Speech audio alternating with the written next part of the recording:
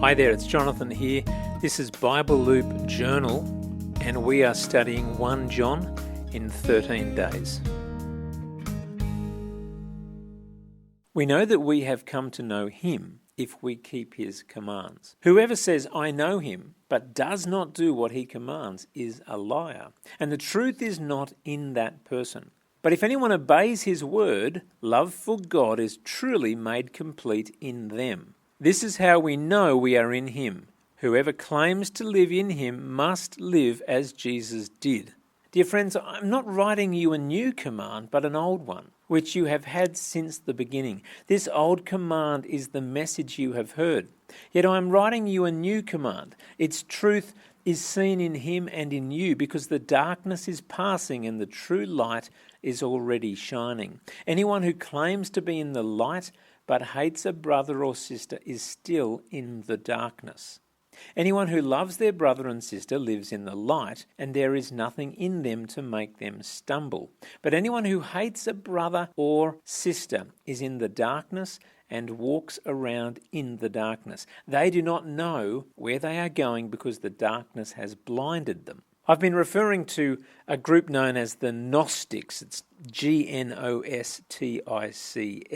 This group believed in special supernatural knowledge that only they apparently understood. The Gnostics produced writings such as the Gospel according to Thomas and the Gospel according to Judas, which were the heretical writings the old Da Vinci Code novels were based on.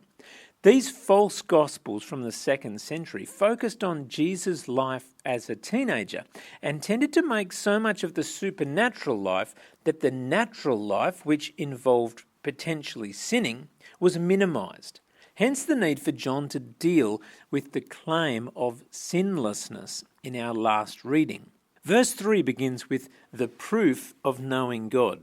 Some of John's congregation were claiming very special revelatory knowledge of God, but John is simply saying knowing God is demonstrated by a life of obedience to his commands. Twice John says that the proof of knowing God is doing what he says. It takes us straight back to John 14:21, where Jesus says, "Whoever has my commands and keeps them is the one who loves me." Knowing in the Bible is very rarely simply understanding factual information. To know means experiential understanding. It means to have learned through practice. To know Christ is to have his life in you, which is life eternal.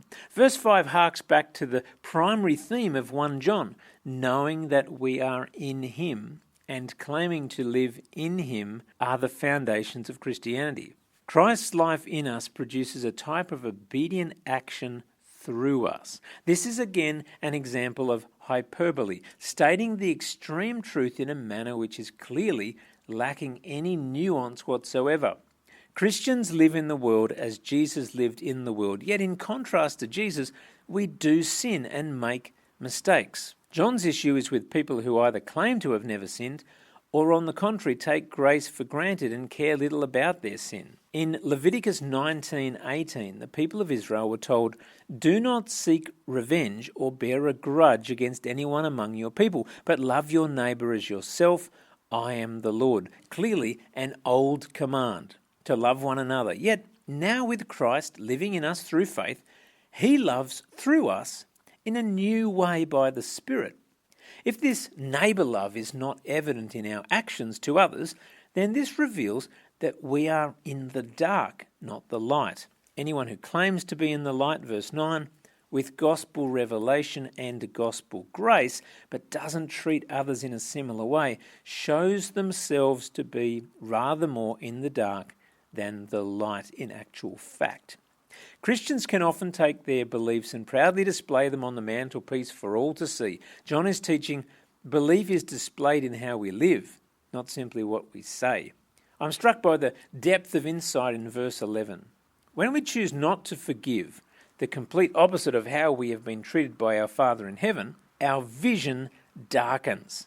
This doesn't tend to happen overnight. Slowly, insidiously, relational sin narrows our vision and ruminates our thinking until before we know it, we are fumbling in the darkness and hurting ourselves through all manner of related vices. John says these people don't know where they are going. Do you find yourself in a world of pain and confusion right now? Maybe take some time to think back to a point where you might have chosen disobedience to God's commands over obedience. 1 John 1:9 applies to every one of us. He is faithful and just and will forgive when we confess our sin. Belief must be expressed through behaviour. Be encouraged. His grace is sufficient. Enjoy God's word.